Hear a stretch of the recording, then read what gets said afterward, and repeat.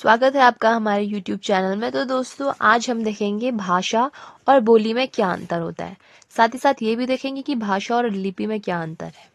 तो सबसे पहले अगर हम भाषा और बोली में अंतर देखें दोस्तों, तो अगर मैं इसमें एक डायग्राम बनाऊं, तो दोस्तों ये जो बड़ा वाला सर्कल है इसको हम भाषा कह सकते हैं, ठीक है। और इससे जो छोटा वाला है इसको हम कह सकते हैं उपभाषा, और जो सबसे छोटा वाला है इसको हम बोल सकते हैं बोली। तो भाषा आपको क्या दिख रहा है, सबसे ज्यादा बड़ा सर्कल दिख रहा है ना, यानी कि भाषा का जो रेंज होता है वो काफी ज्यादा बड़ा होता है, यानी उसका जो क्षेत्र होता है वो काफी ज्यादा व्यापक होता है।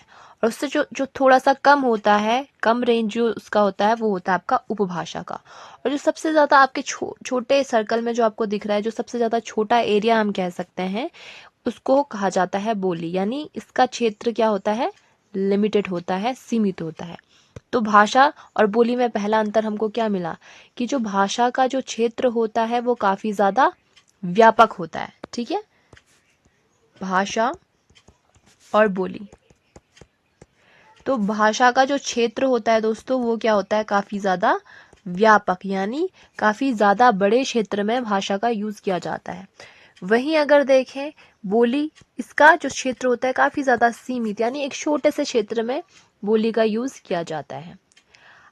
और अंतर अगर हम देखें तो भाषा में जो है आपके जो व्याकरण के नियमों का काफी ज्यादा यूज होता है, यानी भाषा क्या होती है, व्याकरण के नियमों के अधीन होती है, व्याकरण के नियमों के अधीन।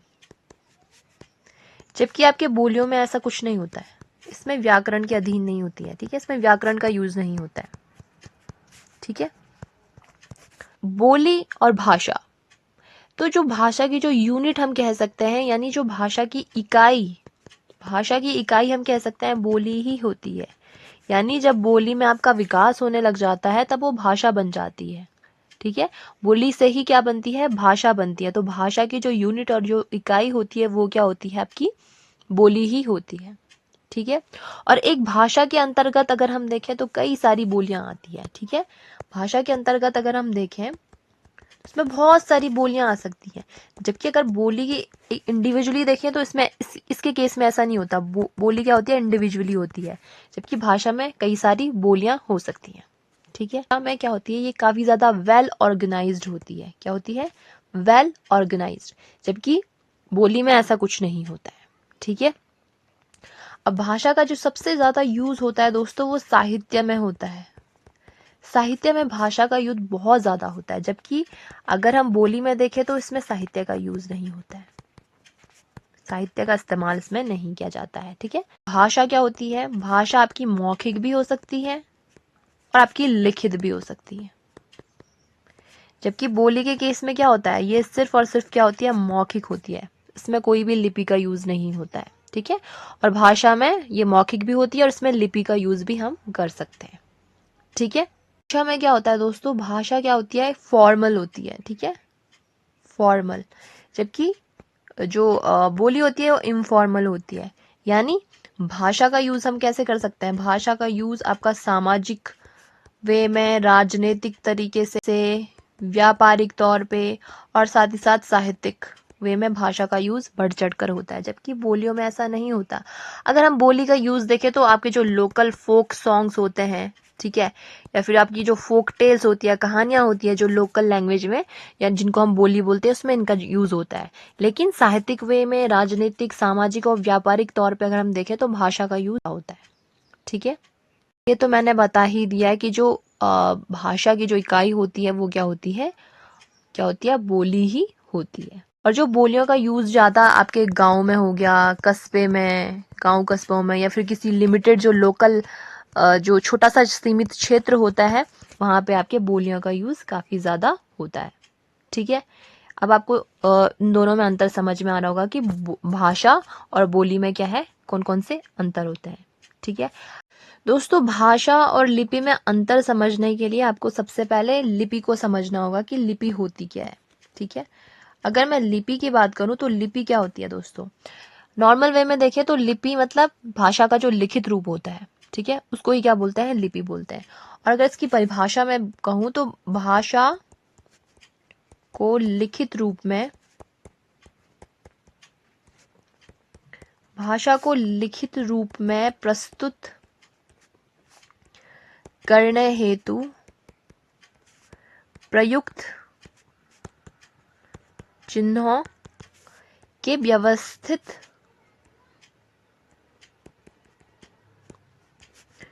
रूप को ही क्या कहते हैं, लिपि कहते हैं। ठीक है, तो यानी जो भी हम मौखिक तौर पर बोलते हैं, शब्दों का उच्चारण करते हैं, उनको अगर हम व्यवस्थित रूप में चिन्हों का यूज करके उसको एक ऑर्डर में पेश करें तो उसी को हम क्या बोलते हैं, लिपि कहते हैं। ठीक है, अब ये लिपि तो हम समझ गए। अब ये लिपि का विकास कैसे होता है दोस्तों, तो अगर हम देखें लिपि का जो विकास होता है वो होता है आपका, सबसे जो पहली लिपि होती है दोस्तों वो होती है आपकी ब्राह्मी लिपि। ठीक है, ब्राह्मी लिपि जो है हम जननी कह सकते हैं लिपियों की। जैसे कि आपके भाषा की जननी हम संस्कृत को कहते हैं, वैसे ही लिपि की जननी हम ब्राह्मी लिपि को कह सकते हैं। यानी ब्राह्मी लिपि से ही अन्य लिपियों की क्या हुई, आपकी उत्पत्ति हुई है। ठीक है, अब अगर हम लिपि के प्रकार देखें, ठीक है, लिपि के प्रकार अगर हम देखें तो एक तो होती है आपकी चित्रलिपि। ठीक है, चित्रलिपि होती है, एक होती है आपकी ब्राह्मी लिपि।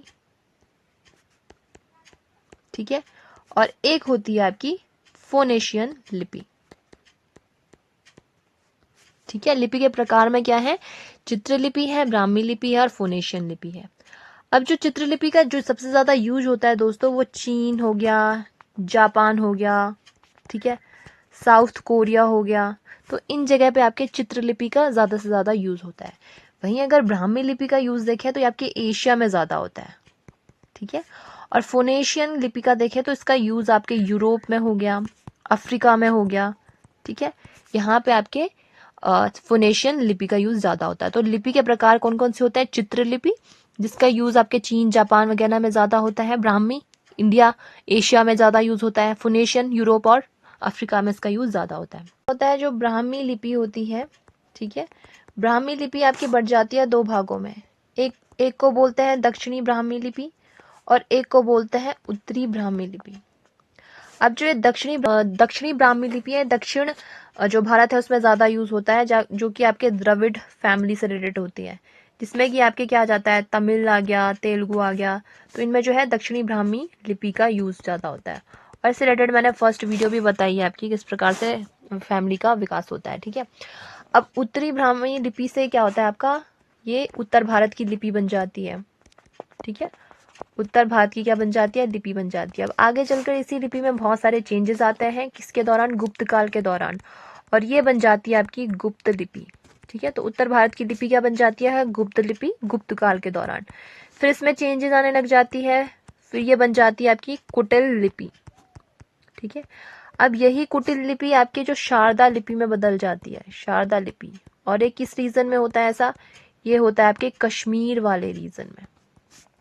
और अगर हम महाराष्ट्र और एमपी वाले रीजन में देखें तो ये बनाती है आपकी प्राचीन नागरी, प्राचीन नागरी बनाती है। ठीक है, और यही प्राचीन नागरी से ही आपके हिंदी का विकास होता है।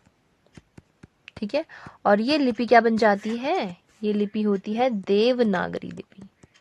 ठीक है, तो आप इसका क्रम देख सकते हैं किस प्रकार से ब्राह्मी लिपि दक्षिणी और उत्तरी में बट जाते हैं, और जो देवनागरी लिपि का विकास होता है वो उत्तरी भारतीय लिपि से ही होता है, जो कि आपके पहले गुप्त लिपि, कुटिल लिपि और प्राचीन नागरी में बन जाती है, और प्राचीन नागरी से आपकी देवनागरी लिपि का क्या होता है, विकास होता है। ठीक है, ये हमने देख दिया आपका किस प्रकार से लिपि का विकास होता है। एक तो हो गया देवनागरी लिपि।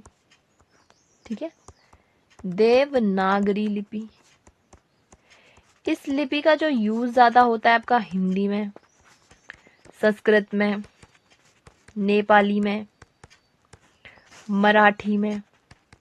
ठीक है, तो इन सारी भाषाओं में आपका देवनागरी लिपि का यूज होता है। इसके अलावा अन्य भी लिपि होती है, एक लिपि होती है आपकी लैटिन लिपि, बट इसका यूज इंडिया में नहीं होता है, इसका यूज आपका ज्यादा होता है अंग्रेजी में। ठीक है, फ्रेंच हो गया, स्पेनिश हो गया, इनमें जो है लैटिन लिपि का यूज होता है। एक लिपि होती है आपकी अरबी लिपि, ठीक है। अब ये अरबी लिपि का यूज नाम से ही पता चल रहा है, अरब वाली कंट्रीज में उर्दू, फारसी, इनमें ज्यादा यूज होता है। चीनी लिपि नाम से ही पता चल रहा है, चीन में ज्यादा यूज होता है, ठीक है, चीनी भाषा में ये यूज ज्यादा होता है। और जापानी लिपि भी जापान वाले रीजन में यूज होता है, ठीक है। तो ये सारी क्या है, लिपियां हैं, जिसमें कि आपके जो हिंदी में यूज होता है, हिंदी, संस्कृत, नेपाली, मराठी, इनमें देवनागरी लिपि का यूज होता है। इसके अलावा एक अन्य लिपि है दोस्तों जिसको बोलते हैं ब्रेल लिपि।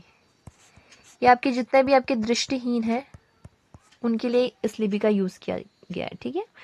और बेसिकली इसकी जो शुरुआत की गई थी वो लुइस ब्रेल के द्वारा की गई थी, ठीक है।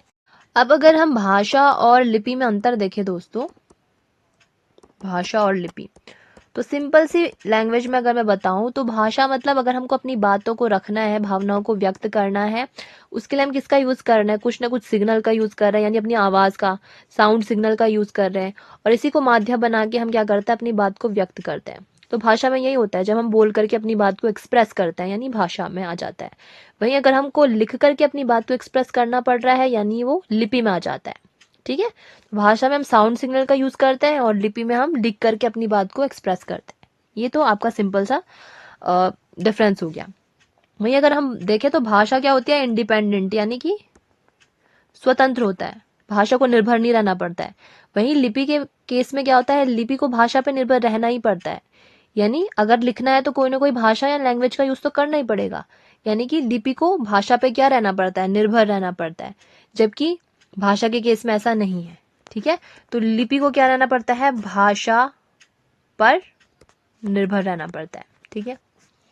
और अगर देखें तो भाषा क्या होती है दोस्तों, अब जैसे भाषा है, भाषा का यूज हम कर रहे हैं, बोल करके हम अपनी बात कह रहे हैं, यानी भाषा का यूज क्या किसके द्वारा जा रहा है, इंसान के द्वारा किया जा रहा है। अब ये इंसान क्या है, मॉर्टल है, मॉर्टल है मतलब इसका जीवन निश्चित है, तो भाषा, इंसान खत्म तो भाषा भी खत्म, ठीक है। बट मतलब भाषा क्या होती है, एक मॉर्टल है। लेकिन अगर लिपि के बारे में कहें तो लिपि इमॉर्टल है, तभी तो आपके जो पुराने ग्रंथ है वो अभी तक भी आपके है हमारे पास, क्योंकि जो लिपि होती है टाइम और स्पेस के बियॉन्ड होती है, हम इसका यूज कर सकते हैं।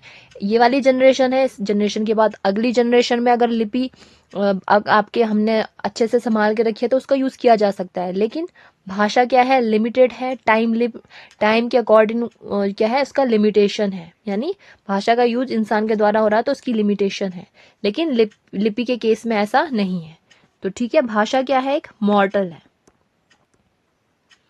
और जबकि लिपि कहें तो इमॉर्टल है, ठीक है। और अगर देखें हम तो भाषा क्या होती है, सूक्ष्म होती है, ठीक है, और ये क्या होती है, स्थूल, ठीक है। और अगर डिफरेंसेस देखें तो भाषा क्या है, भाषा अपना प्रभाव तुरंत दिखाती है, यानी भाषा क्या होती है आपकी, तुरंत प्रभावकारी होती है। वहीं अगर हम लिपि के केस में देखें तो लिपि अपना प्रभाव दिखाने में थोड़ा सा टाइम लेती है, ठीक है। तो लिपि का जो प्रभाव होता है थोड़ा देरी से होता है, जबकि आपकी भाषा का प्रभाव तुरंत दिखाई देता है, ठीक है। अब अगर एक और डिफरेंस देखिए तो संगीत का जो माध्यम है वो भाषा है लेकिन लिपि नहीं है, ठीक है।